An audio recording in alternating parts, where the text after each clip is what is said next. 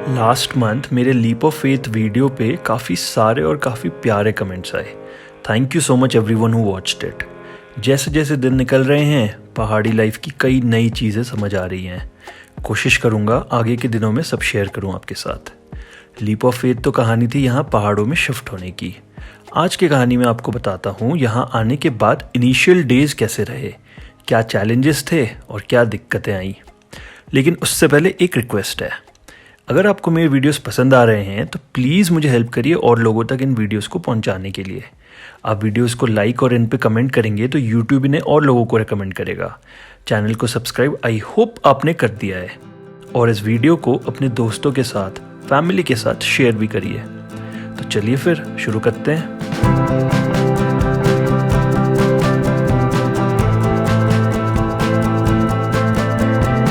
कुछ दिनों के लिए माउंटेन्स में आकर हॉस्टल या होटल में रहना आसान है। बहुत किया है मैंने ये तो पिछले कुछ सालों में, पर लंबा रहना है तो ऐसे तो रह नहीं सकते। तो पहला चैलेंज था लॉन्ग स्टे के लिए घर ढूंढना। दिल्ली में ओला, उबर, ऑटो वगैरह सब कुछ होते हुए, फेसबुक पर फ्लैट्स एंड फ्लैटमेट्स ग्रुप होते हुए हाउस हंटिंग काफ़ी पेनफुल लगता था मुझे। अब सोचो, एक नई जगह जहाँ एक भी सीधी रोड नहीं है, कोई फ्लैटमेट्स ग्रुप नहीं है, ऐसे में हाउस हंटिंग एक्सपोनेंशियली ज़्यादा डिफ़िकल्ट काम बन गया यहाँ तो। मुझे एक बात और रियलाइज़ हुई इसी टाइम। ऑल्दो 14 साल से मैं घर से बाहर हूँ, ये पहली बार ऐसा हो रहा था कि मैं किसी नई जगह शिफ्ट हो रहा हूँ जहाँ मैं किसी को नहीं जानता। उसके ऊपर thanks to corona and people moving to the mountains for long stage, क्योंकि वर्क फ्रॉम होम है, हिमाचल में घरों का रेंट पिछले 2 साल में बहुत बढ़ गया है। मतलब जो घर पहले 3-4 हज़ार महीने के रेंट पे मिलते थे, अब वो 15,000 में भी मुश्किल से ही मिल रहे हैं। भाई दिल्ली में रेंट में इससे कम पे कर रहा था। फिर दूसरी चीज़, क्योंकि 2 साल बाद अभी पहली बार समर्स में टूरिज्म होना शुरू हो रहा था, कोई गेस्ट हाउस या होटल वाले लॉन्ग स्टे के लिए रूम्स देने को अब तैयार ही नहीं थे यहाँ। मैं तो यार 2 ही दिन में गिव अप करने वाला था, पर थैंकफुली मुझे कुछ अच्छे लोग मिले यहाँ जिन्होंने काफ़ी हेल्प की घर ढूंढने में, including my new office colleagues. ये अलग बात है कि अल्टीमेटली मैंने जो घर सिलेक्ट किया वो बिल्कुल बाई चांस मिला। निकला अपने ऑफिस से एक दिन और आसपास पूछने लगा किसी के पास रूम्स हैं क्या रेंट पे देने के लिए।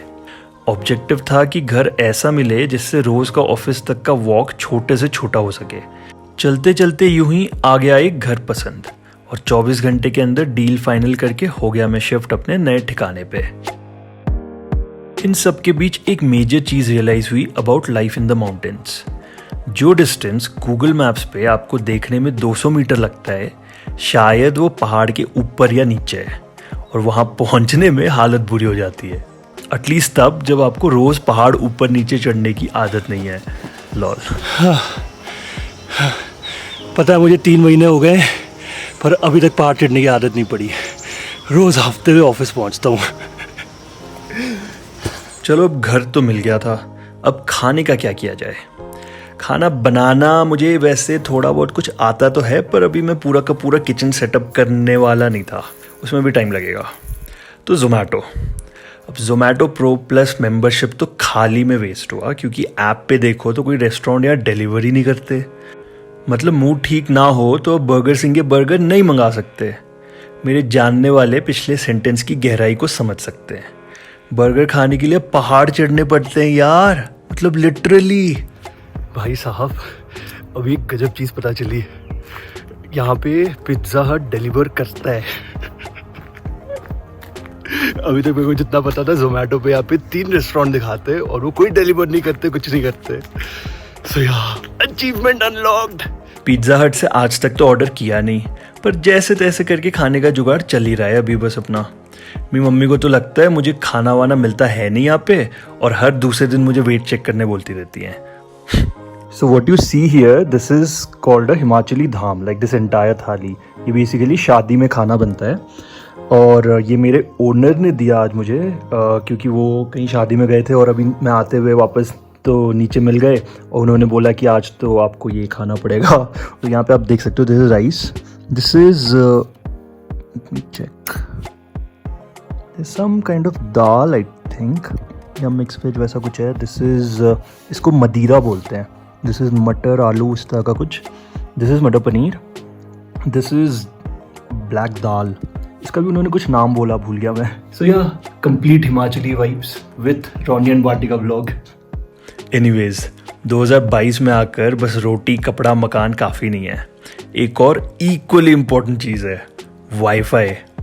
इनिशियल कुछ दिन, एक्चुअली कुछ हफ्ते काफ़ी दिक्कत हुई। रूम में एयरटेल का नेटवर्क नहीं आता है और वाईफाई इतना स्लो चलता था कि व्हाट्सएप पे एक मैसेज तक सेंड नहीं होता था। मतलब एक तो तुम सुनसान जंगल के बीच एक गांव में रह रहे हो, फैमिली और दोस्तों से दूर, किसी को पहचानते नहीं, एंटरटेनमेंट के लिए कोई जरिए नहीं, और उस पे इंटरनेट भी नहीं चले, तो आज के टाइम में ये तो एक्चुअल कास्ट अवे हो गया। पंचायत फर्स्ट सीजन के जीतू भैया वाली फील आ गई। कुछ दिन और ऐसा चलता तो मुझे या तो घर चेंज करना पड़ता या फिर अपने लिए कोई विल्सन ढूंढना पड़ता। थैंकफुली वाईफाई कुछ दिन में थोड़ा सॉर्ट हो गया। हाँ, थोड़ा ही हुआ है, वीडियो कॉल तो अब भी नहीं होते, लॉल। मैं उन लोगों में से हूँ जो विंटर्स में घड़ी के टिक टिक टिक टिक आवाज़ से सो नहीं पाता। वॉल क्लॉक्स के बैटरी निकाल के रख देता था मैं। मतलब सोने के लिए बिल्कुल शांति चाहिए, कोई आवाज़ नहीं। यहाँ नए घर में शिफ्ट होने के बाद एक चीज़ रियलाइज़ हुई, इतने शांत एनवायरनमेंट में मैं कभी नहीं रहा। कोई ट्रैफिक की आवाज़ नहीं, एब्सोल्युटली कोई साउंड नहीं। 10 साढ़े 10 बज गए तो बिल्कुल सन्नाटा। भाई नींद तो बड़ी प्यारी आने लग गई इधर। प्लस रूम में फ़ैन नहीं है और मई जून के महीने में कंबल ओढ़ के सो रहा हूँ। क्या होगा मेरा विंटर्स में यहाँ पे। अभी गर्मियों का टाइम है, छुट्टियाँ चल रही हैं। आजकल शाम के टाइम दूर के कैफ़ेज़ या बार से हल्के गानों की आवाज़ आती रहती है, स्पेशली वीकेंड्स पे। कभी कभार बगल वाले कैफ़े से लाइव म्यूज़िक घर पे सुनाई देता है। I don't mind it much to be honest. 3 महीने होने को हैं। समहाउ आज तक कभी भी इतना खाली टाइम नहीं मिला जब मैं ये सोचूं कि आज करना क्या है। मेरा काम काफ़ी हेक्टिक रहता है तो मैं बिजी तो रहता हूँ, पर कोशिश करता हूँ कि थोड़ा बहुत टाइम अपने लिए निकाल लूँ रोज़। So that's one reality of mountain life when you see it as a tourist. Crowded roads, traffic में फंसना, all of that. मैं शायद महीने में एक बार मैक्लोडगंज मेन मार्केट की तरफ जाता हूँ, तभी मेरे को ये सब दिखता है, the crowd, especially on the weekends. Thankfully where I stay, it's far away from this traffic, far away from the crowd. धीरे धीरे लाइफ इन द माउंटेन्स की रियलिटी समझ आ रही है। फिर भी ये कहूँगा कि अभी तो सब कुछ बिल्कुल नया है, नई चीज़ें पता चलती रहती हैं। ये बात तो है कि यहाँ लाइफ काफ़ी स्लो है। कभी कभार कोई पुराने दोस्त मिल जाते हैं जो यहाँ घूमने आए हुए होते हैं, कभी कहीं किसी से बात करते करते नए कनेक्शंस बनते रहते हैं। बस ऐसे ही बिना भागम भाग के लाइफ चल रही है, and I am not complaining, at least yet. Phone पे कभी किसी दोस्त से बात होती है तो वो एक ऑब्वियस सवाल ज़रूर पूछते हैं, यहाँ कैसा लग रहा है और मैं खुश हूँ या नहीं। ऑनेस्टली खुशी का तो पता नहीं, पर हाँ पीस ऑफ माइंड है, काम में भी और लाइफ में भी। आई थिंक अभी के लिए इतना काफ़ी है, आगे का आगे देखेंगे। मुझे बताया गया है कि मैक्लोडगंज का वेदर बहुत ख़राब होता है मॉनसून्स में। अपेरेंटली हिमाचल में सबसे ज़्यादा बारिश यहीं होती है और काफ़ी दिक्कतें भी होती हैं। जितना मैंने पिछले 3 महीनों में देखा है, मौसम कभी भी बदल जाता है यहाँ। आज फॉरेस्ट फायर और कल बारिश, धूप से बरसात, और 28 डिग्री से 15 डिग्री जाने में आधा घंटा भी नहीं लगता है। मॉनसून बस आने ही वाला है कुछ दिनों में।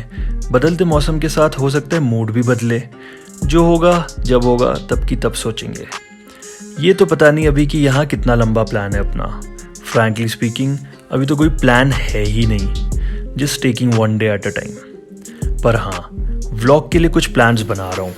यहाँ आसपास के कुछ हिडन लोकेशंस एक्सप्लोर करने का सोचा है अगले महीने, जब काम से थोड़ा फ्री हो जाऊँगा। शायद हिमाचल के कुछ दूर के इलाके भी दिखाऊँ आपको। Let's see how things go. नीचे कमेंट करके आप बताओ आप क्या देखना चाहते हो इस life in the mountain series में। और हाँ, एक ज़रूरी चीज़, अगर दिल्ली से कोई दोस्त यहाँ आ रहे हो, प्लीज़ मैकडॉनल्ड से 2-4 बर्गर पैक करवा के ले आना यार, वरना मैं नहीं मिल रहा। मिलते हैं जल्द अगले वीडियो में। Until then take care, bye bye.